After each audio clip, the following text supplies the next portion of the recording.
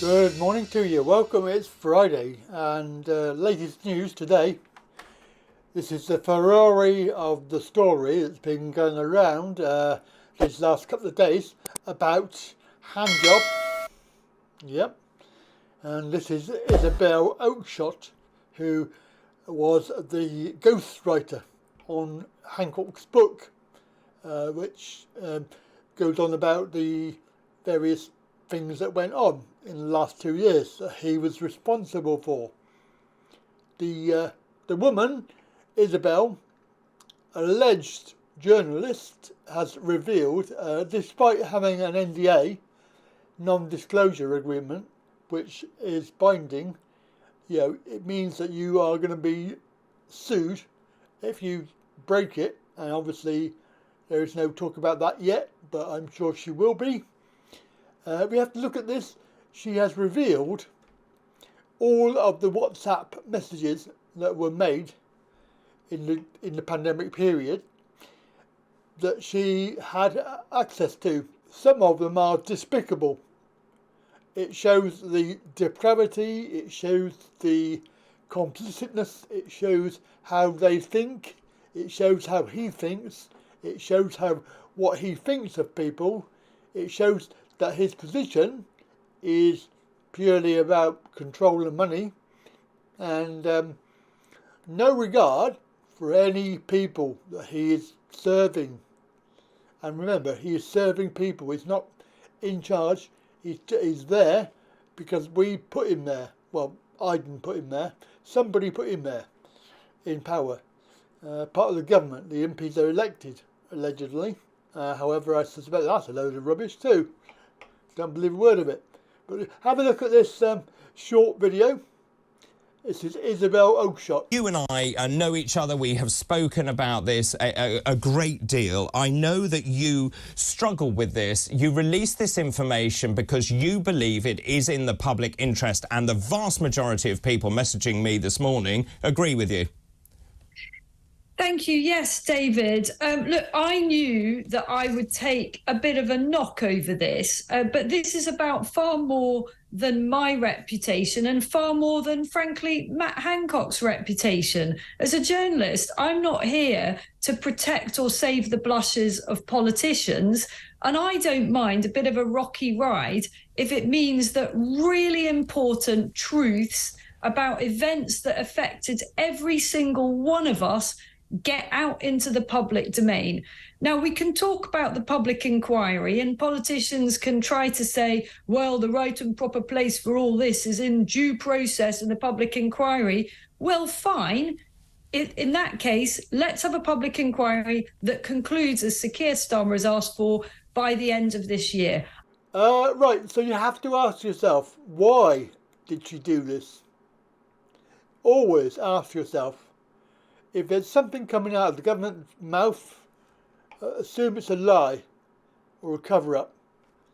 What are they covering up? Well, there's a couple of things that they are covering up. One obviously is they want to try and get people to believe that this is all his fault, that there's nobody else involved. He is a sacrificial goat. Obviously, he's lost his job anyway, and with his extramarital affair, that sort of put the kibosh on it, and then he went on telly and got his reputation back, allegedly. Just simple words there, reacting it. You're quite emotional by that. Well, it's just, it's been such a tough year for so many people, and there's William Shakespeare putting it so simply for everybody that, we can get on with our lives. Some people think he's a wonderful chap. Of course, if you have a little look at this was another tweet that came out. It just tried to go into reasoning why this Isabel has put his WhatsApp messages out. He's trying to correlate that this is contrived, but I can understand the reason behind his explanation, which is, if you remember, the WHO, not the band, but the pandemic treaty that is supposed to be coming in, with the world countries agreeing to be ruled by an unelected worldwide body to do with health, any sort of health decisions or pandemics or anything like that will be covered by the WHO, and they will obviously be in charge of that. America have also now declared that they will be passing it over so that they can be governed by this pandemic treaty. They've already said that.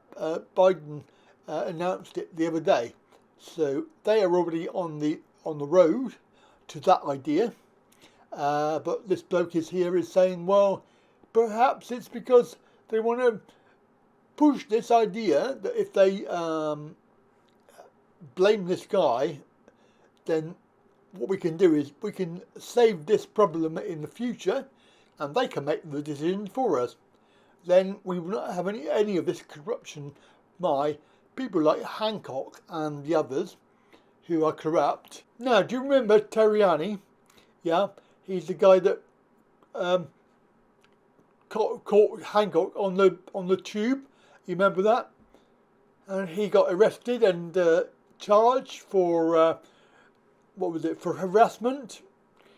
And of course, what he was calling him out on was everything that Hancock did, and all of the issues with care homes and Midazolam and things like that. So he called him out on that. You will remember it because I did a video on it, so it's not too long ago that he was following him around the underground. I think he deserves an apology. I think he deserves compensation because everything he was saying to him at the time is true. So, once again, complete liars, these people. But this is all about, not about Matt Hancock's reputation. It's about the public knowing what's going on. But unfortunately, as with all of this, you have to ask yourself why. Why are they releasing this? Is she involved in this? Yeah, because quite clearly, if I had an NDA, I would think twice, because he could sue her for loads of money, and can she afford it? Probably not. But he would. I think he would sue her for compensation because it's an NDA. You sign an NDA to non-disclose. Anyway, just have a look at this, because this is a typical thing of a WhatsApp message that they were sending, Hancock, and this relates to people coming in from abroad. Do you remember that? When people were forced to go into a quarantine hotel and they had to pay for it themselves. They were not allowed out, and they were forced to test.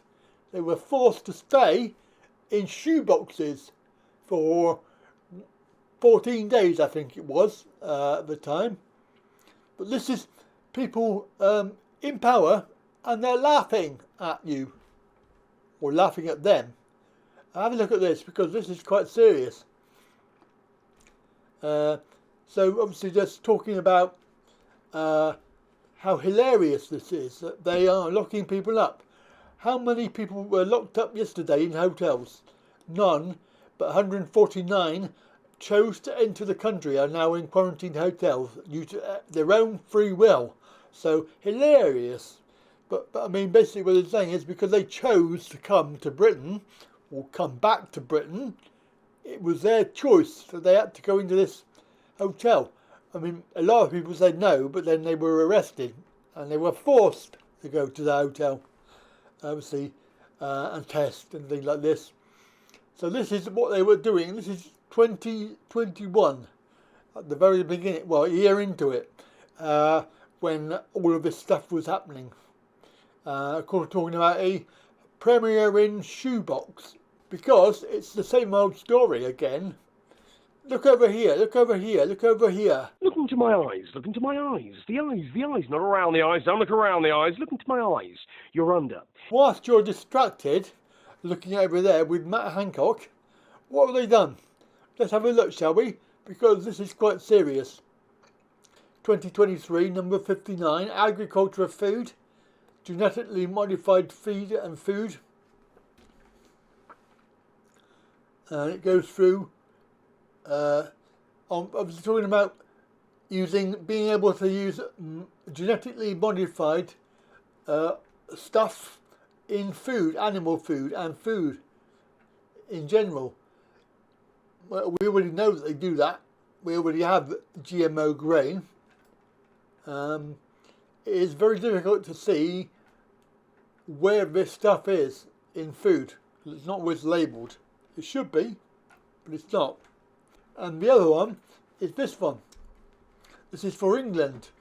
So Scotland and England, they've done the same thing. This is 2023, number 235. Basically, it's the same sort of thing. In fact, it's probably, if you read it, it's probably the same wording. These regulations come into force on the 26th of April 2023. But as you can see, that is what they were doing whilst you were looking at the tweets and the WhatsApp messages. Disgusting, isn't it? They're very sly, devious liars, as far as I can tell. But there you go. And I would be very interested to know how much this does affect us, because it does. I don't want GMO in my food, but obviously they're going to put this into cattle feed, and of course the cattle feed will eat it, and then we will eat the cattle or drink the milk. It's going to be passed through, isn't it? It's going to be obvious. It's obvious what they're doing. It's so obvious. Anyway, that is the story. If you have any comments down below, then please do comment, and of course be happy to continue talking about this, because it is quite important. But yes, it does show you the extent of this man's offences, and yeah, I can't really say any more because we are on YouTube. Have a good day.